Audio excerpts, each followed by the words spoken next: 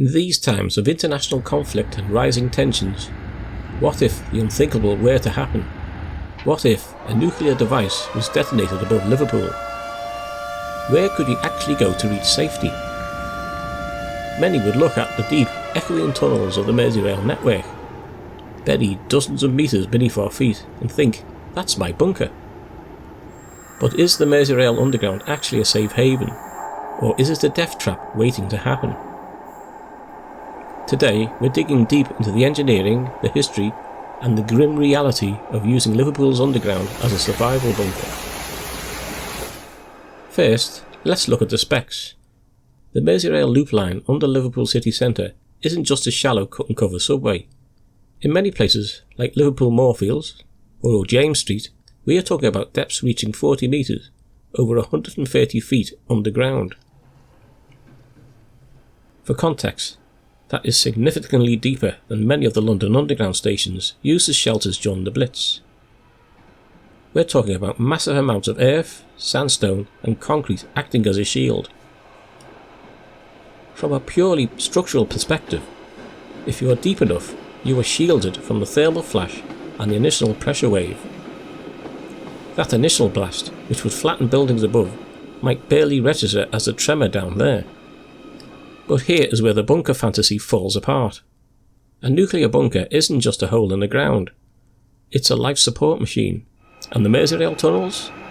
They are a transportation system. The ventilation problem. A bunker needs air filtration to keep out radioactive fallout.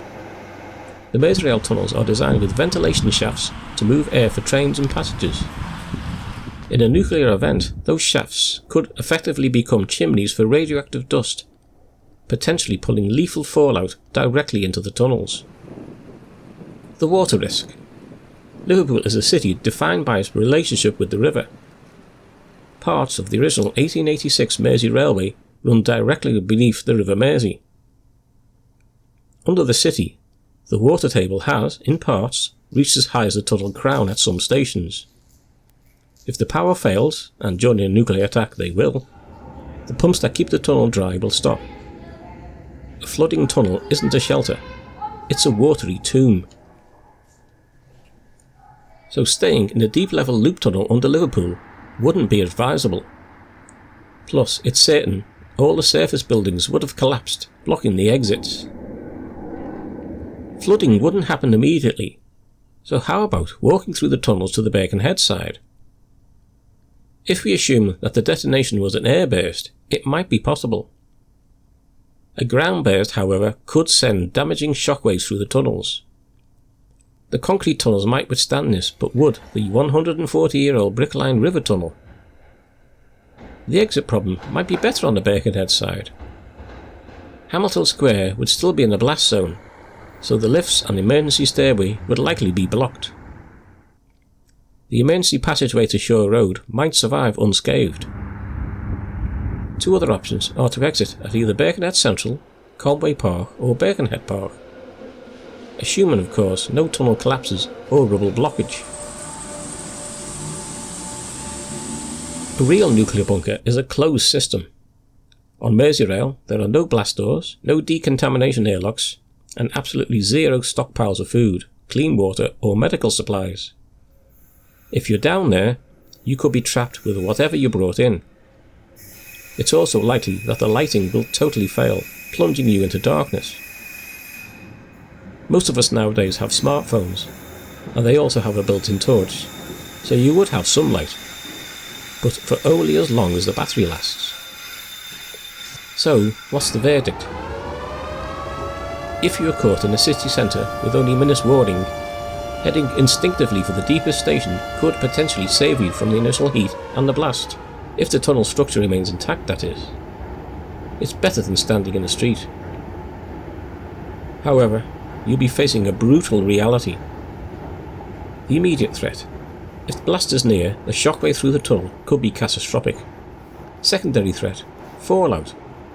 Without a way to seal the stations from the ventilation system, the air would quickly become hazardous. The long-term threat. Once you're down there, you're stuck, with no supplies and no way to signal for help. it becomes a question of how long you can hold out before the lack of air, drinking water or flood water forces you to the surface, likely into a high radiation environment. Of course, the world you knew would be gone. For any survivors, every single day would be a grim battle for survival. The history of Liverpool's underground is fascinating. From the Victorian engineers who carved the first tunnels through solid rock, to the modern day maintenance teams keeping them running. It's an architectural marvel. It wasn't built to be a fortress for the apocalypse. In the real world, the bunker is a romantic idea, but the rail infrastructure of our city was built for transit, not for survival. What do you think? Would you take your chances in the deep tunnels? Or is there somewhere else in Liverpool you'd head for? Let me know in the comments below. And don't forget to like and subscribe for more deep dives into the hidden history of Merseyrail and our city. This video is for educational and entertainment purposes only, and explores a hypothetical scenario. In the event of an actual emergency, always follow the guidance provided by local authorities and civil emergency services.